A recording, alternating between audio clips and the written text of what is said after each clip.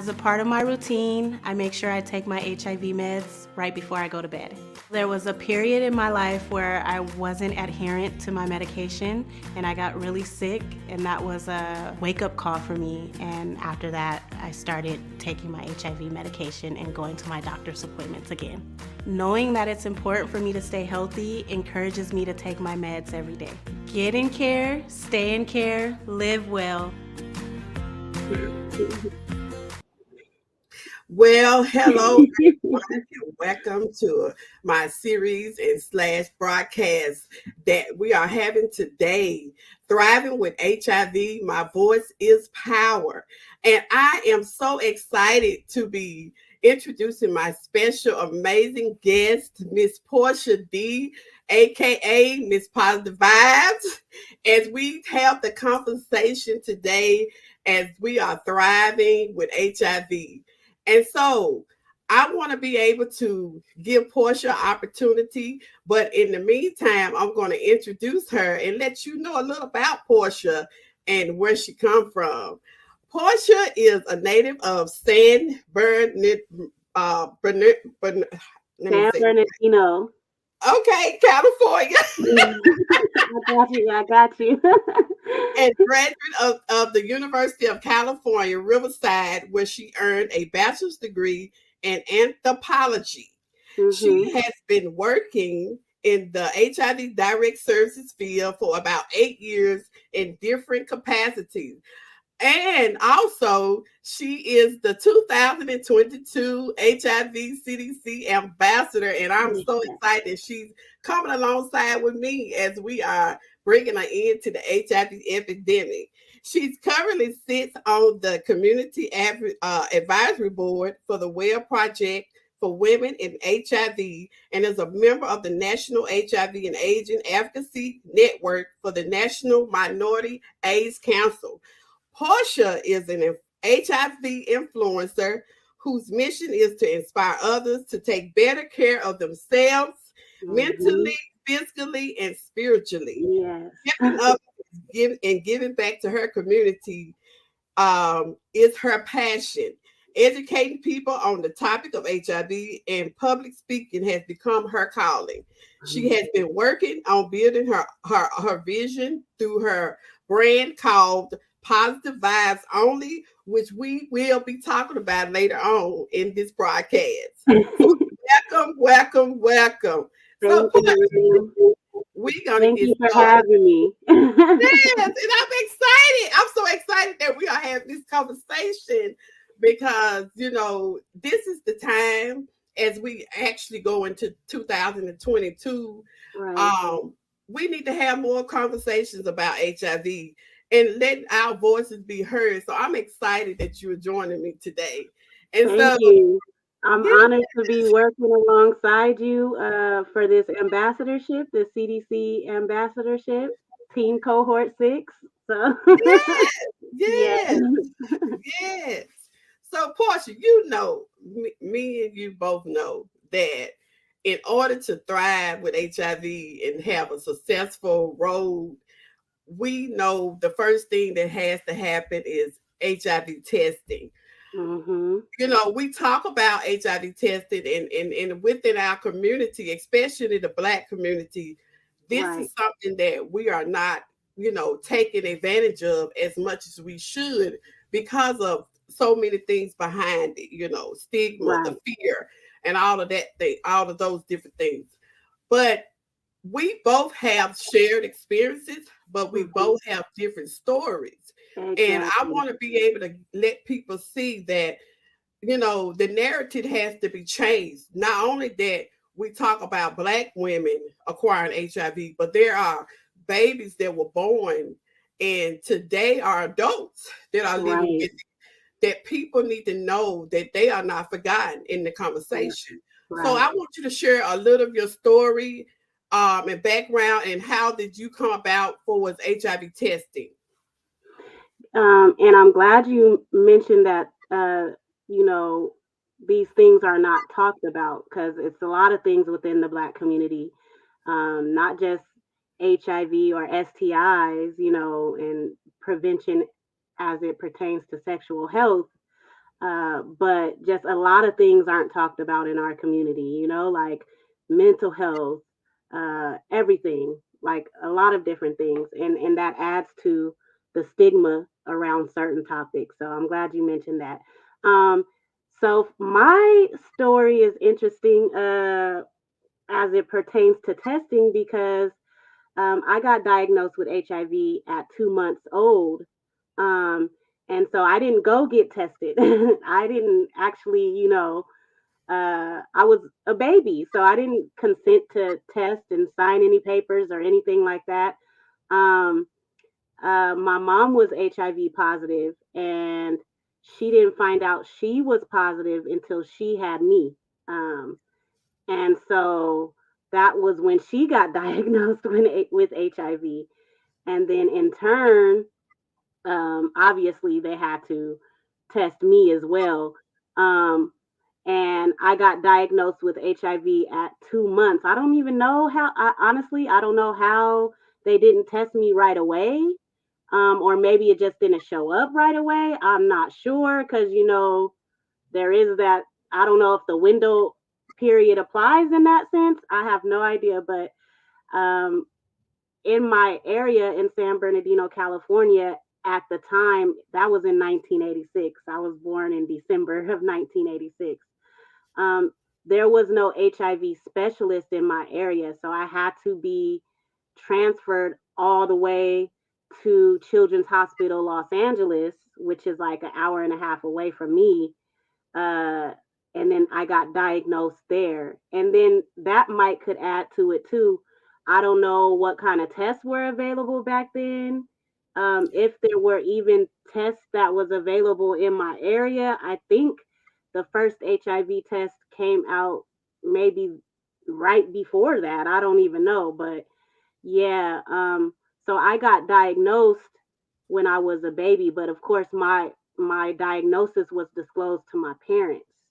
I don't actually. I remember hearing the word HIV and knowing I was sick, but not knowing what it was. Um, I didn't really have anybody sit down with me and talk to me about HIV and what it was until I was in the sixth grade, which that is what I count as my. I mean, I was diagnosed way before that, but that is when I had my test. You know how you do the pre and post test counseling? That was my post test counseling right there. Yeah. Yeah. So it was a lot different. Yeah. So and that is amazing because, when I acquired HIV, um, I actually had sinus surgery because I've always had issues with sinuses. Uh Um, huh. but before I got diagnosed, I really didn't know much about HIV, even to know who or what, the people that are affected and what's going on. But, I ended up having surgery, and the doctor had began to let me know when I come back for a um, you know, revaluation checkup and things. He was like, hey, I went and I had to do an extra surgery on you that I didn't have it in my plan. Uh huh. And he was telling me that my abnormals were enlarged. And normally, as you get older, he said they're supposed to shrink. And due to the fact that mine were large, he said he knew that he have a lot of patients that, of course, were with HIV, and he asked me, "Have I ever been tested?" And so I knew for me, I was going to end up having an annual because every year I get an annual checkup, and every year Hmm. I always get checked for STDs and STIs because I knew I was having sex, in relationships and unprotected. But Hmm. of course, I end up going to my annual and end up the doctor. It was by surprise. Asked me, "Do you want to be tested for HIV?" And so I was like, "Of course," because I knew what I had heard 6 months ago. And so end up leaving, coming back for my results, probably like a month later. He told me that I was HIV positive. And so, as I got into the work and getting more involved in HIV, I began to realize that it just wasn't gay men acquiring HIV, but it was Black women. There were children that were born with HIV. So I've had a chance to meet so many different people and be able to have the conversation and talk about it. So that is awesome. That is awesome. Right. Yeah. That it's not just gay men, it's everybody's affected by this pandemic, and I like how you said in your story how you were going to get checked up annually, because even as a community, especially in the Black community, um, if you're not, that's one thing that's different about my story. I've always been in care since I was born, and had to go get my labs done and checkups like every 6 months. When I was younger, it was every month.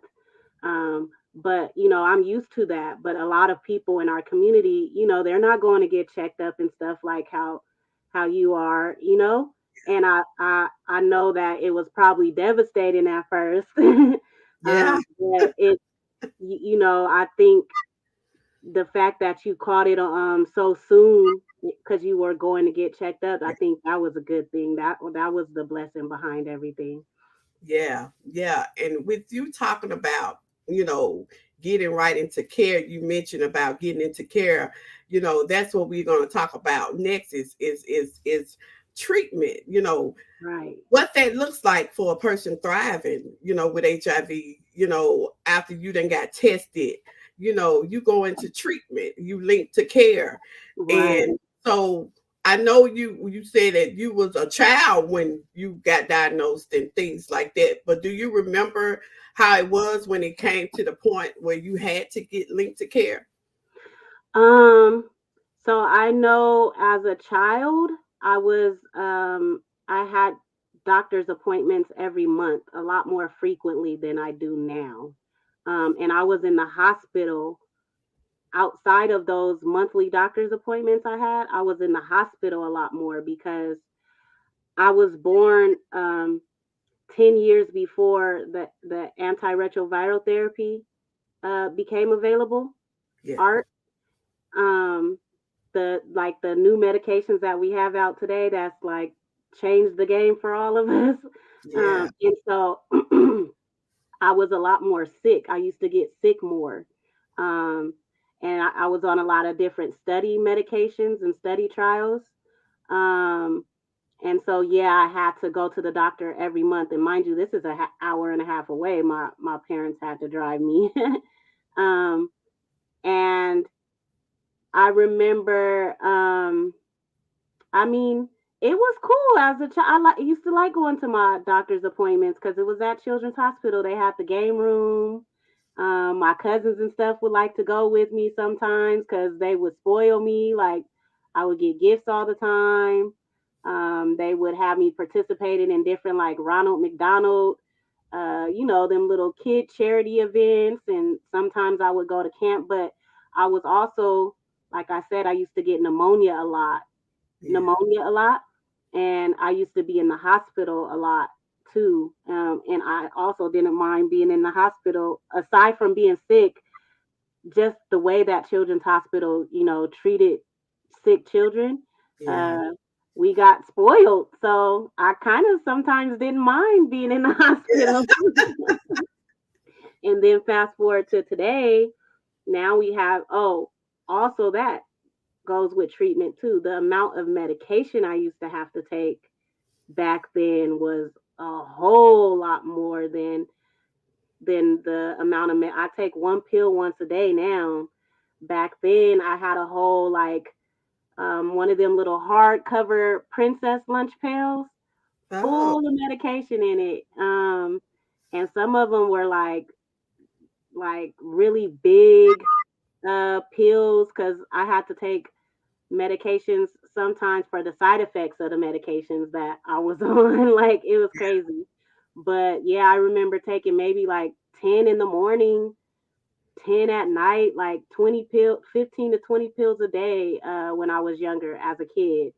And some of them, I remember one I had to chew, and it was so nasty. And I used to cry, but my mama used to make me take it. So, yeah, now we at one pill once a day. So I'm super grateful for that. And I have doctor's appointments every 6 months now. I get my labs done every 6 months. And I think that's cool because Yeah. I know what my immune system is like. I know what my T cell count is. I know how my body is being affected. Um, so Well, that, with you saying that, I when I got linked to care, of course, it was probably like a month later when I finally had my first doctor visit, and soon I got that doctor visit and got into care. At the time, I really appreciate the fact, because I have heard so many stories of those that have, that got it back in, the days, and how they had to take so many medications. yeah, But, gracefully, I was able to just be on one pill and take one pill a day. you, Because you I don't know did how I would have been if they had told me you had to take 5 and 6 pills. Um, and so I was so happy about that because of what I had already heard. I was nervous. Because I was like, I don't want to have to take all these pills, but right. end up my doctor, found a medication that fit me, and I was able to get on the medicine, and probably like 6 months later I was undetected, and so my numbers had went down, my viral load had went down, and so I was like, man, this is awesome. So that even more put me in a place where I feel like I'm thriving now. I'm gonna live and I'm thriving. Right. Did you didn't mention what year you got diagnosed? Now, in the year that I got diagnosed was in 2016. And, a lot of people tell me, you still newly diagnosed. So I would consider myself newly diagnosed with HIV. And, people tell me all the time, a lot of people can't take it. They don't be still out of the ballpark mentally with it. Um, Yeah. but I tell them all the time, it was like 2 years for me before I actually got back up and decided to fight Yeah. and take it by force, and and know that there was life after it. So yeah, And that I'm glad it didn't it didn't keep you down for too long, cuz and then I'm glad you got into care right away, cuz I know some people, that's why we having this conversation today, yeah, cuz testing one is key so that getting checked up on a consistent basis, and then getting into care and getting into treatment that's right right. away. Because in That's 6 months, like you yeah. said, 6 months, you got to undetectable. And like you, I only see a doctor every 6 months, which is another good thing. So I don't have to feel like I'm going to the doctor every month, but every 6 months. So it's almost like I'm just walking around with living without it. You're Without it. right. Right? That's how I be feeling sometimes too. Like HIV be the least of my worries Yeah, sometimes. yeah. Yeah. Well, we know that, HIV testing, prevention, treatment is part of being on that road to thriving and success. And we want to be able to educate those that have not acquired HIV, and talking to them about prevention. How can we prevent from getting HIV when we don't have it? And so,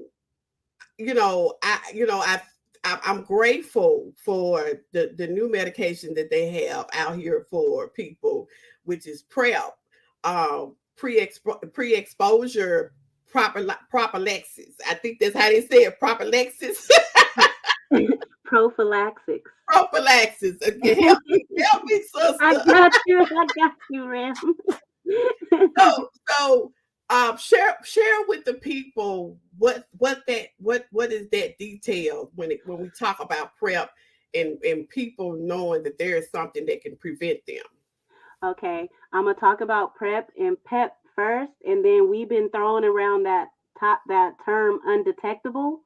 So I want to tell them also what undetectable means too, because that's treatment as prevention as well. Um, so PrEP, pre-exposure prophylaxis, is a pill. um, they either use Truvada or Descovy. It's one of the HIV medications that they use as a prophylaxis, and it's FDA approved. They found that they've done studies that show that those medications work in HIV negative people, in preventing them from becoming HIV positive. Uh, um, I don't want to go too much into the details about how the medication works inside of the body, but it pretty much puts acts as a shield over your T cell, um, and stops the HIV from getting inside. Um, so people who are at high risk for HIV, and I really don't really like that term. I just feel like everybody these days is high risk. Like, Yeah. like with COVID, we're all at high risk for COVID. We're all affected by COVID. I don't like how they put those high risk categories on HIV, because I think we're all affected by HIV. Shoot. So, but anywho, people who are at high risk for HIV, can go to any AIDS service organization, or to their, your medical provider, whoever you're insured through, and ask about PrEP. And it's one pill once a day. You take it every day. I compare it to like birth control. Yeah. You know how women take birth control every day, and it prevents them from becoming pregnant. The same thing with HIV. You take it every day, and it'll prevent you from becoming HIV positive. You have to be adherent to it now, and you gotta take it for about 7 to 14 days, so that it can build up into your system, into your bloodstream, before you just go out and start, having sex unprotected. And then I don't even recommend having sex unprotected still, because that pill only protects you from HIV, and there's a whole bunch of other That's right. STIs Disclaimer. out there. So it Pregnant. ain't right, and then pregnancy too. So yeah, even though you're taking PrEP, that just don't mean like, oh yeah, I can go out there and have sex unprotected, because it only protects you from HIV. Yeah. But that's bomb. PrEP became available in like 2015, 2016. So by the time you were diagnosed, PrEP Yeah. was already available. That was And the whole thing, when they told me about it, I'm like, I wished I had known about PrEP before I got, diagnosed. And the thing about it is that we don't have the conversation no, about PrEP a lot. And I never no, knew about PrEP. And they said it was like 2015 that it had come out, or 2015, 14, something like that. But I was like, we don't have to get more educated about what's out there to prevent us from getting HIV.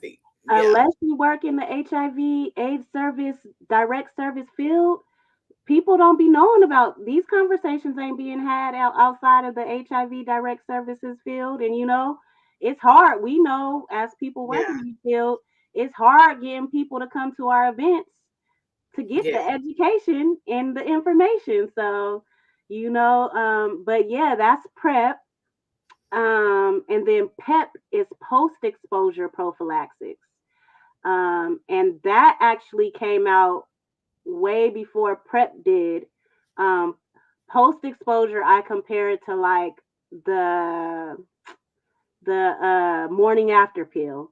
Oh, So it's if you think you have been exposed to HIV, um, as long as you report that exposure within 72 hours, And you can go, they prescribe PEP at any emergency room in California. I don't know how it works out there in Mississippi, but in any emergency room in California, or any aid service organization, or I'm sure, as I keep mentioning, whatever your health insurance is and your healthcare provider is, you can ask them about it too. Um, but they'll give you two pills, and you take it for a month, and it'll stop you from being infected with HIV. So it's like if you found out after the fact, but it has to be within 72 hours, because Yeah. after 72 hours, it's too late, so yeah, that's PEP. PEP was created for in with the intention of, like, when doctors and nurses got accidental needle sticks. That's how that came about. But yeah, if you hooked up the night before and the condom came off, or or you didn't use a condom, or you heard a day later that somebody you slept with had HIV or a STI or something, um, and you don't know for sure what it was, you, just to be safe, I Yeah. would go get prescribed PEP so that you can make sure you don't become infected. Those two tools, um, I think, are excellent to have on your tool belt, with the additional use of condoms and other prevention methods that you can take Yeah. to prevent HIV. And I know in my area, when it comes to PrEP and PEP, PrEP, of course, people can reach out to the local health department or different community-based organizations that work with HIV here. Even with PEP, we trying to get more hospitals and locals to have it on hand, so that somebody end up in a situation in the midnight hour, the Yeah, clinic's not open, they able to go straight to the hospital and get that pill and get on into that service quickly. And so that's something that we're Amen. working on and partnering with hospitals and places that are open 24 hours to Right. have that on hand, so people can get into care and be prevent from getting HIV. So that's some good information about PrEP and PEP. I know Yeah. you had mentioned about You Equal You. Oh What yeah. would you like to share about You Equal You? Because I'm excited. You Equal You is the reason why I'm thriving today. So share with Uh, us a little about You Equal You. okay. So yeah, yes, undetectable equals untransmittable is a game changer. Um, so what that means is, um, so PrEP and PEP is one side of treatment or medication as prevention, and then undetectable is the other side. So for people who are HIV positive, um, if you get into care, and take your medication every day as prescribed, consistently, you can get to an undetectable viral load. We get our labs done every 6 months, some more than others. And what they check for is our CD4 count, or our T cell count, and then our viral load, which is how much virus we have in the sample of blood that they're testing. And when our viral load, when we're adherent to our medication, um, we can get to undetectable. And that means that it's less than 20 copies. And in some places it's different. But for out me at Kaiser, at my doctors, my healthcare facility, they measure it below 20. Some places it's below 50. I don't know. It's just they measure it different. But when it's below 20 copies, um, of the HIV virus in the sample of blood that they're testing, that's when we're undetectable. And the lower your viral load is, the harder it is for you to transmit the virus to your babies or your partners. Yeah. And when you're undetectable, and this is not this is a fact. The studies, this is proved. This is science. Yeah. They've done several studies that prove this. When you're undetectable, you cannot, not, there's no 1% chance. No, it's no, you cannot pass the virus to your babies or to your partners, as long as you're undetectable. The thing getting to undetectable can sometimes be the easy part. Staying undetectable is the hard part. Remaining, continuing to take your medication as prescribed with no hiccups is the hard part. And so that's what we want everybody living with HIV to get to that undetectable viral load, because then, we're reducing the community viral load. Um, they won't be able to pass the virus.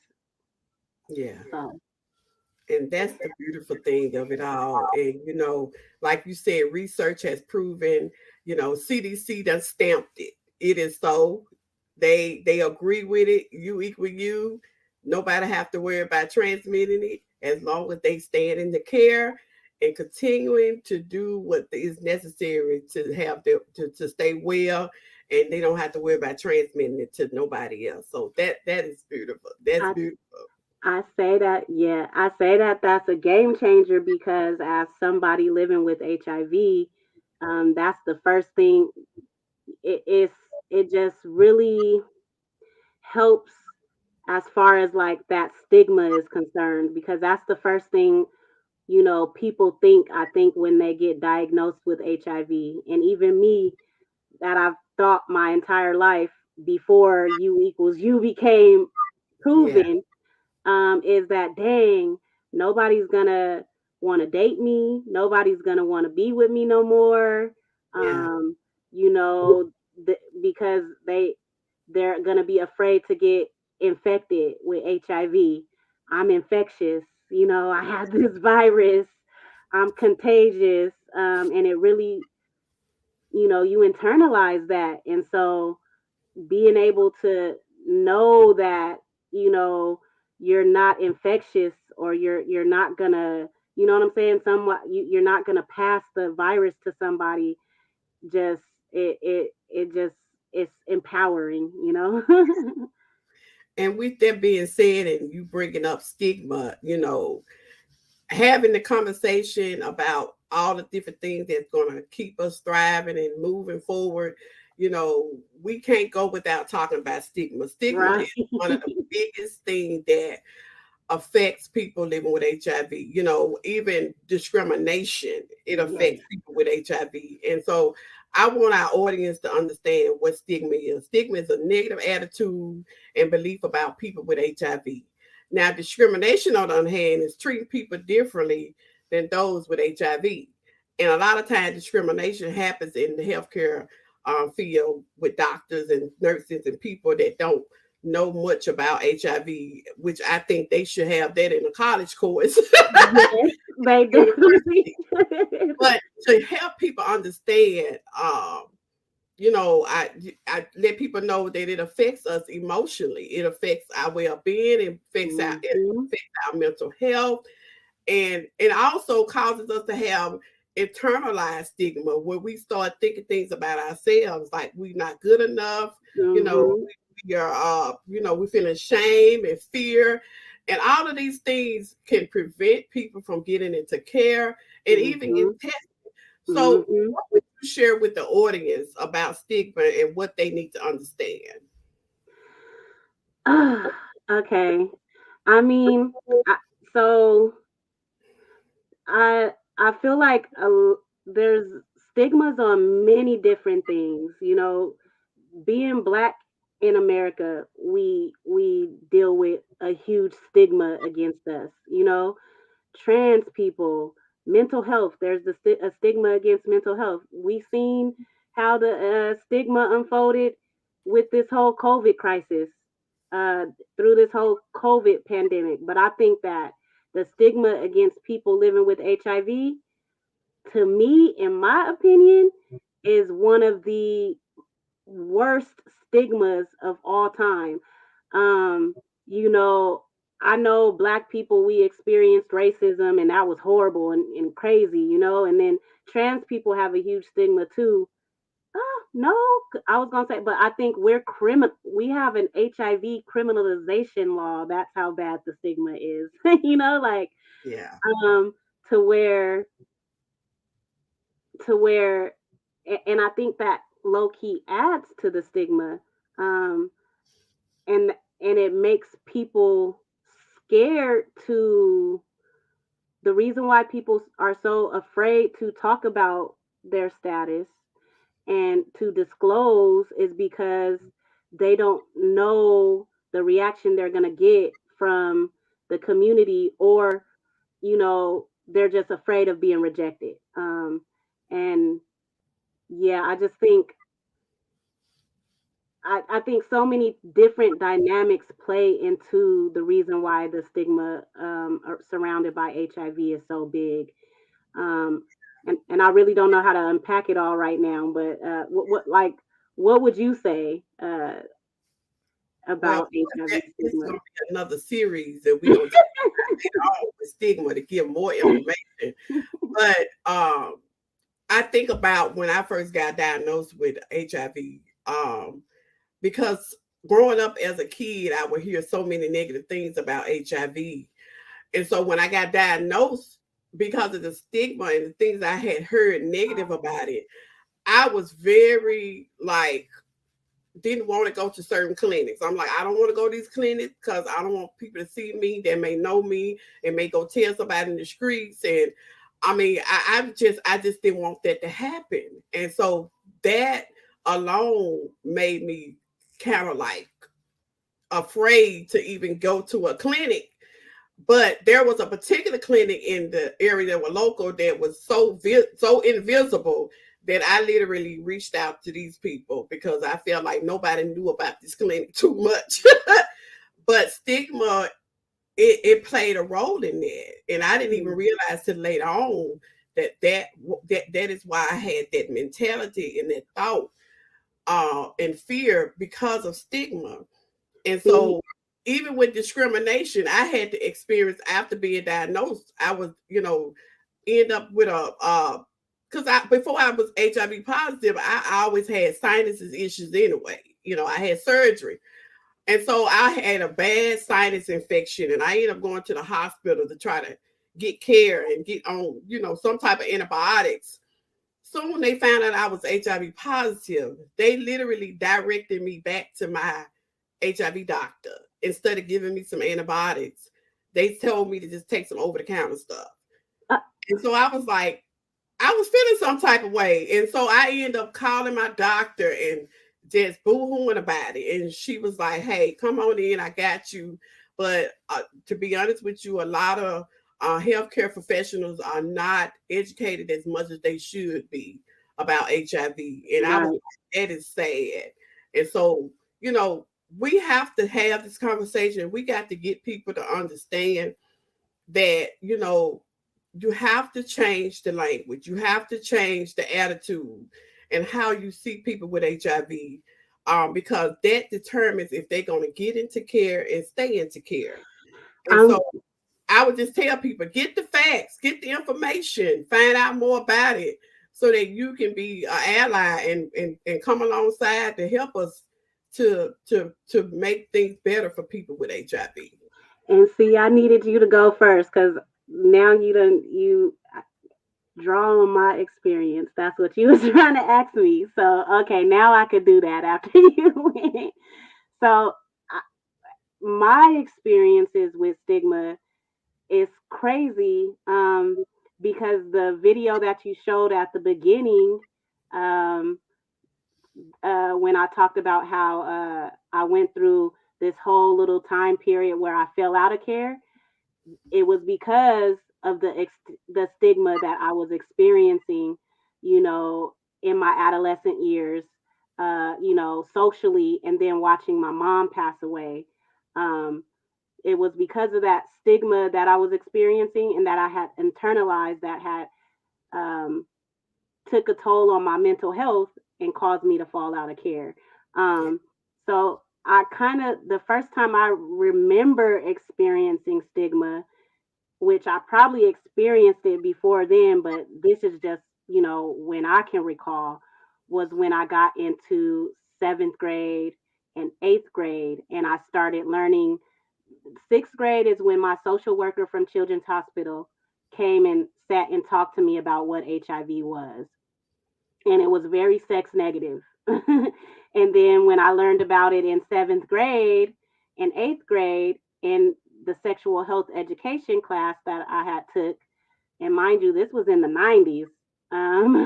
It was also very sex negative. And that was kind of the first time I remember being introduced to stigma. Like, the way that they taught it was just like they didn't talk about treatment, they didn't talk about how treatment works.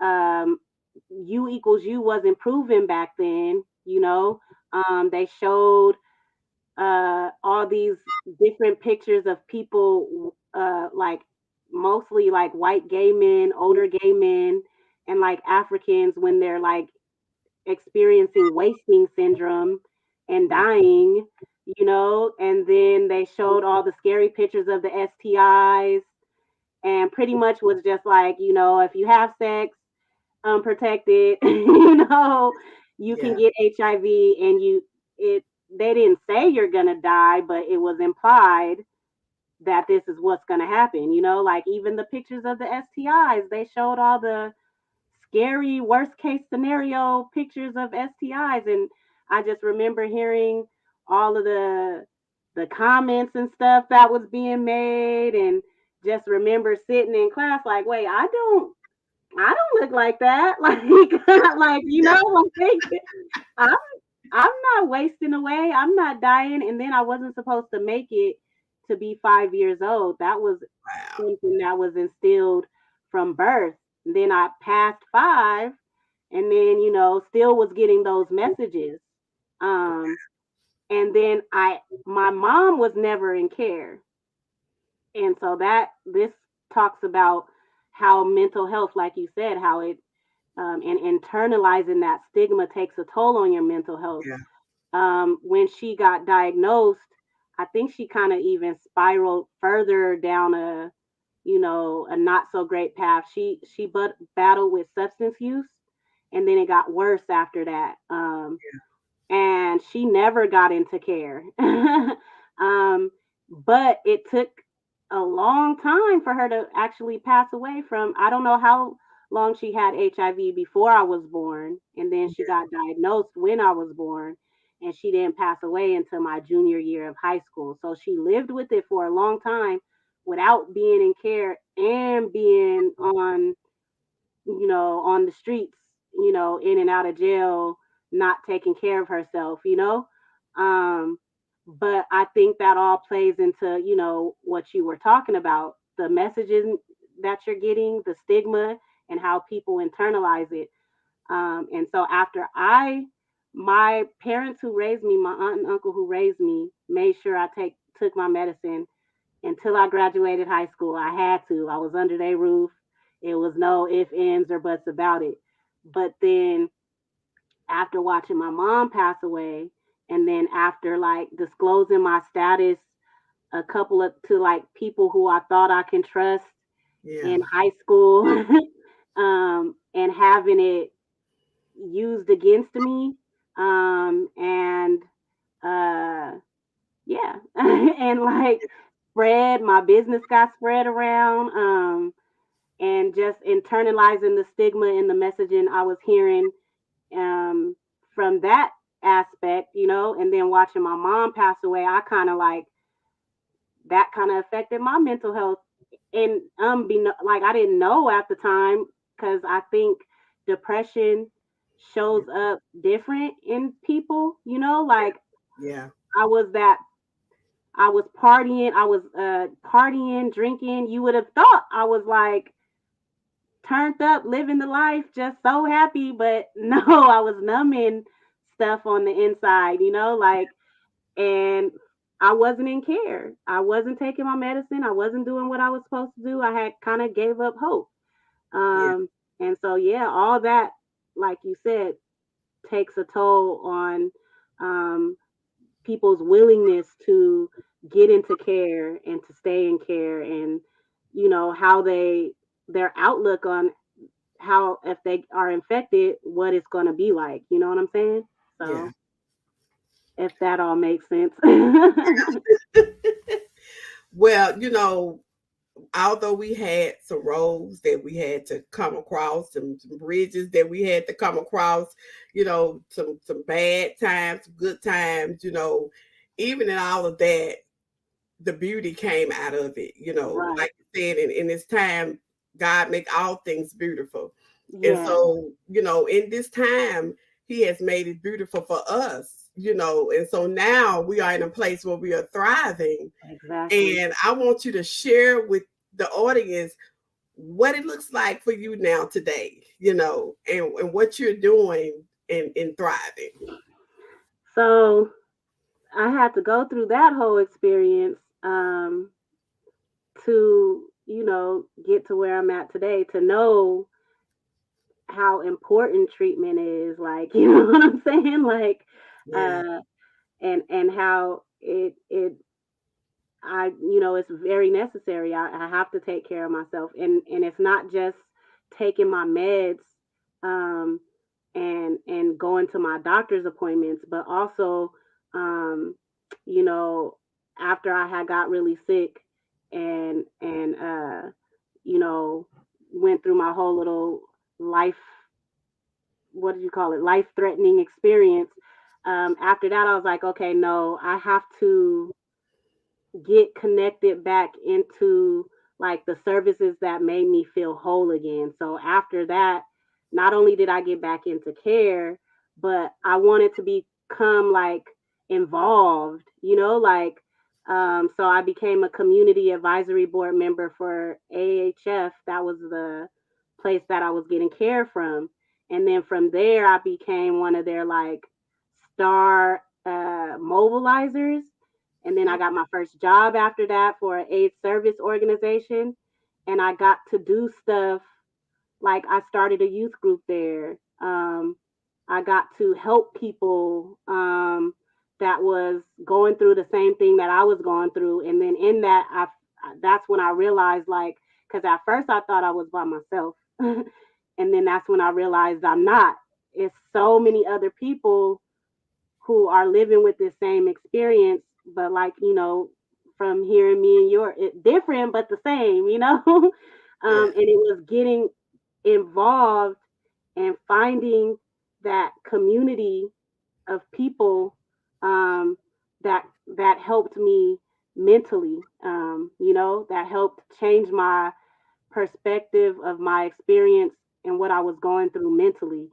So Yeah. it's not just about taking your medication and going to your doctor's appointments. You need to get surround yourself with people who, um, are going through the same things you're going through, or who can lift you up and help give you a different perspective on things. And so, yeah, so now that I think that's what being involved with the Well Project for Women, and blogging, I started blogging with them. That's how I got it started with them. And that's kind of been like my outlet to talk about all the things that I'm feeling and not keep it all in, and have this group of people, not just here in the US, but around the world who can relate, Yeah. and then doing the things that me and you are doing right now. Like, these are the kind of things that keep me sane mentally, and keep me going. And like, even when I do fall off and experience bouts of depression or anxiety or whatever, like, this is what keeps my head in the game. So, Well, that is good. That is good. And I also know that, of course, you are a black-owned business, yeah. and got a business that I would love for you to share with our audience and give them a little bit about the positive vibes only. Okay.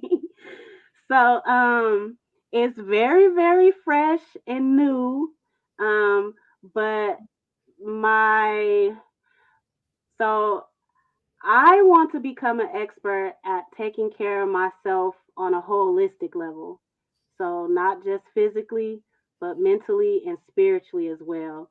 And so my brand is called Positive Vibes Only. Right now, it's just an e-commerce store where I provide products that will help you in like setting up your self-care experience. I think a lot of the times, especially people like me and you, light workers or heart workers, um, we are we're so used to pouring ourselves out and taking care of everybody else. You know what I'm saying? Especially us as women too. Like that's just Yeah. yeah. Like um, and sometimes it can be very draining. I know with me this year, I've experienced you know I've got to the point where I had to take a step back and, from everything that I was doing and everything, um, because I experienced health issues and I had to take care of myself and be my own, what you call it, case manager or linkage to care person. And, and I had to really practice self care and and I got into therapy and I've been practicing like breathing techniques. I got diagnosed with a DVT and pulmonary embolisms, and it got really hard for me to breathe. And you'd be surprised how much doing them breathing techniques when you're doing yoga or meditation, how much it helps with not just that kind of thing, but if you experience anxiety as well, and so I my products are the it's like three or four of them, but I plan on growing and having more and more products. But I provide a self love kit, and it's everything you need to make like a rose bath. I call it a spiritual Oh, bath. yeah. I Yeah. We make soap. We make our own soap, handmade soap, and it's hand soap. And then it comes with a bag of rose petals that you can put in your bath. It comes with a customized sage bundle that I dress myself. I love sage. Like I love to burn sage. Um, and then it comes with a bottle of essential oils. But I plan on expanding and making more products that just aid in your self care experience. I think we need to, if not every day, make sure we're taking time out for ourselves. No, forget that. Every day. I was gonna say once a week, but no, every day.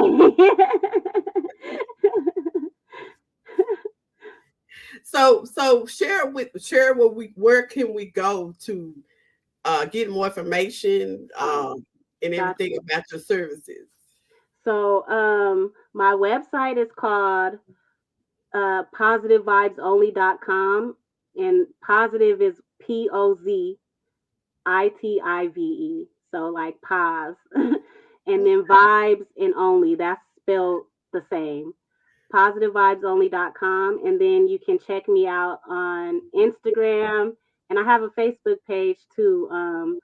My Facebook page is Pause Vibes Only. And then my Instagram is Positive Vibes, the underscore only.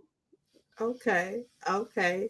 Well, you hear that, people? Go and check her out. She has some amazing products. And as we talking about thriving with HIV and sharing about ourselves and what we are at this moment in our lives, I heard you talk about you finally getting with a group of people and being more engaged and being involved with other people with lived experiences, and that's what happened for me as well. I ended up getting a part of the Positive Women Network, which is, Yeah. I love so much. That now we're working on putting a chapter here in Mississippi right now, and I'm the state lead for Mississippi.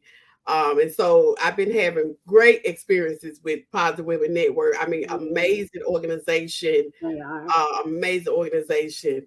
And also, I've been doing a lot of advocate work because, right now we're still focusing on the fact that, HIV is being criminalized. And Mm-hmm. so having the opportunity to learn more about advocacy work, I'm doing some work with Zero Justice Institute and being in their cohort and learning more about advocacy work and how that looks and how we're going to be able to bring an end to this HIV crime, especially in Mississippi, but all around the world, so people can be free and live without being criminalized. And Yeah. because also that is what keeps people from linking to care and staying into care. Uh, Mm-hmm.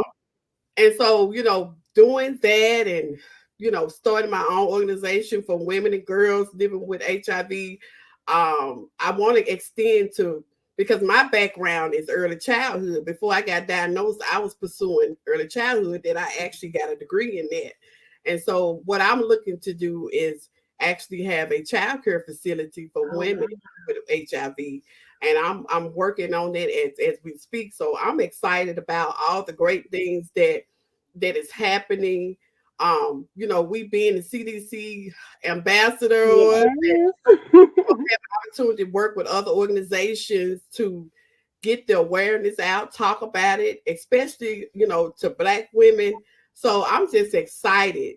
I decided 2022 is going to be the year of celebration. Yes. Yes, We're going ma'am. to celebrate. Be,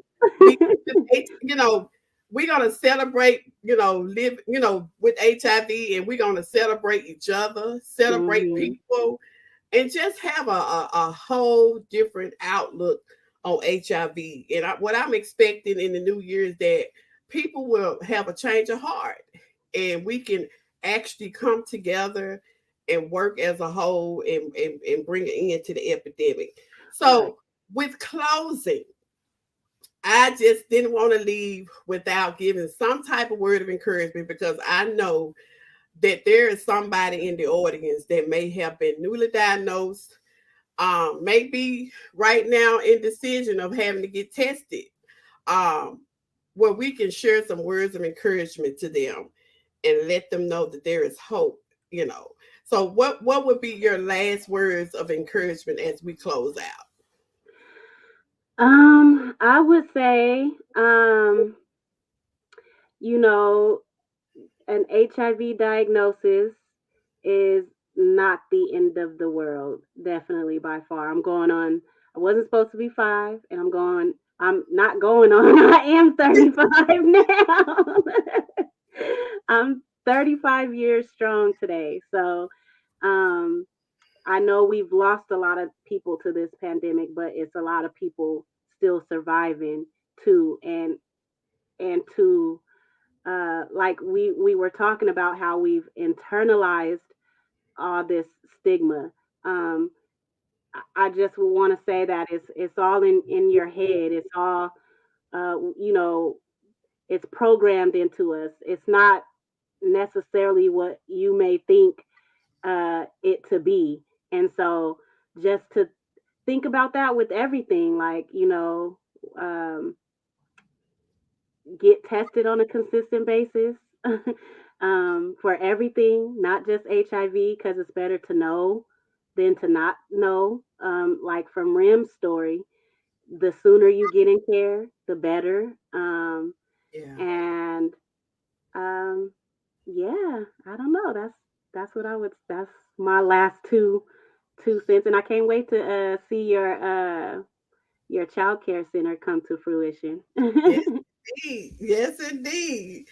So, people, I want to encourage, you all to, get tested. I mean, as much as we don't want to talk about HIV, as much as we don't want to face HIV, we need to get tested. Getting tested is power. It's taking charge of your sexual health and what happens to you, because you have a choice in what happens to you. And so I encourage people to get tested. Those that have been newly diagnosed, I encourage you to know there is life after HIV. And we say Mhm. this a lot, but this is so true, because of new medication, everything has changed. Things has gotten better for people with HIV.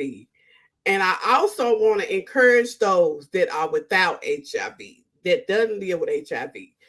Get the information. Go Yes. and find out about PrEP and PEP in your local area, your local health department, your local community-based organization that are caring for people with HIV. And even those, you got some OBGYN clinics that provide those services as well. But get the information, get the facts. And in Jackson, Mississippi, in my area, I recommend these great organizations that I have been working alongside with. But Care for Me services in the medical mall, My Brother's Keeper, Open Arms, the health department. Go and seek help. And if you're not, comfortable with getting tested on site, hey, the great thing now, they have self testing where Yes. you can take in the private of your home. You can go Mm-hmm. online, and there are sites where they provide free testing. Um, you can even also purchase a test to be in the private of your home if you don't want nobody to, see you. I know, but there are other ways to get tested so you don't have to feel like, this is something that I can't do in front of everybody. So I want to encourage everyone, to go forward, get the facts, get the information, learn about it. Hey, we are available. There are many people that are working and advocating in HIV work. Reach out to us and get connected. In the comment area, I will be providing additional services and information where you can grab and get connected also as well. But in the meantime, I want you to have an awesome new year because it's going to be greater, greater, greater that is coming. So look out because we got more series coming. Me and Porchia Dee will be back in February, the love month, and we're going to be talking more about self-care and healthy love. So be looking out for that series. And I thank you all for, participating and coming along to hear it from us, and have a wonderful day.